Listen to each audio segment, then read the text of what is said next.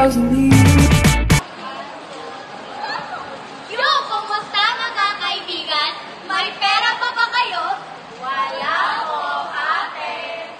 This is Group 2! Ngayon, ibabahagi namin yung mga simpleng ginagawa namin sa pag-iipon ng pera. Alam nyo, madalas nating sabihin, sayang naman yun, di ba? Pero tayo gumagawa nun mismo, di ba? Siyempre, para walang anak naman to eh. Kagaya ng pag-ibig niya. Hoy, bakit nag-tiktok pa kayo? Nag-tiktok pa tayo? Ay, nako! 1, 2, 3, go! Kanya-kanya na to!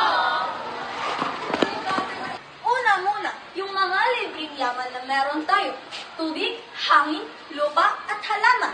Nagsisipilyo ko ng hugas. Masarap mo na ang grito kung hindi ito ginagamit. Hindi kailangan dumadaloy ito. Bago bumili, itanong muna sa sarili. Kailangan mo ba talaga to? O gusto ko lang? Kaya nagsariling tubig at merienda.